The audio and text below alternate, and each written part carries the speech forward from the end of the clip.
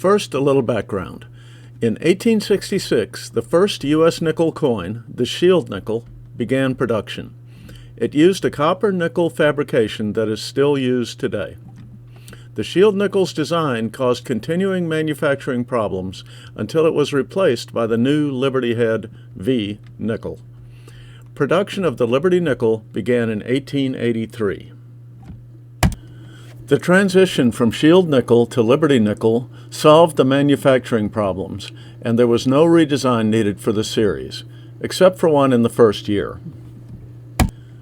Charles Barber designed the Liberty nickel. It uses the same copper-nickel composition and weighs the same 5 grams. It's a little larger in diameter than the Shield nickel. The main feature on the obverse is the bust of Liberty. The main feature on the reverse is the large V, representing the Roman numeral 5, encapsulated within a wreath.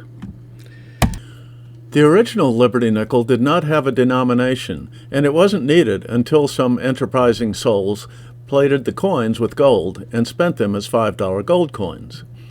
Charles Barber added the word cents to the reverse to solve the problem. The side effects of this change is that the small number of 1883 V nickels without cents are more valuable today. Here's an example 1883 coin with no cents, pun intended, and an example with cents. Liberty nickels did not have any design changes for the remainder of the series. There are some years that had small production runs, and those are predictably the most valuable issues of the series. All Liberty nickels until 1912 were made in Philadelphia and had no mint marks.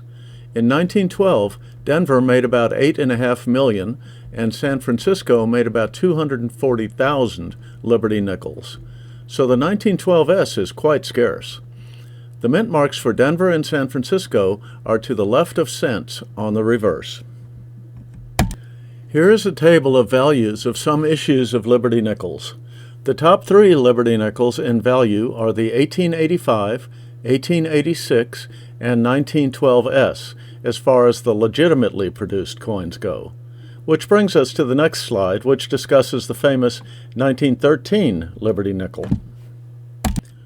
The official production for the Liberty nickel ended in 1912, but there were at least 5 made with a 1913 date. These were not legitimate coins, but they made a few people large sums of money. 3 of them remain in collectors' hands to this day and have values in the millions of dollars. The remaining 2 are in museums. Are there more out there? Probably not, but who knows?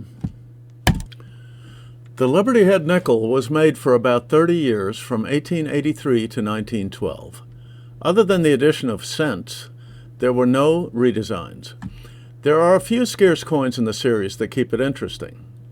There is only one issue, the 1912, that can have mint marks. There are at least 5 1913s worth millions of dollars each. Happy hunting!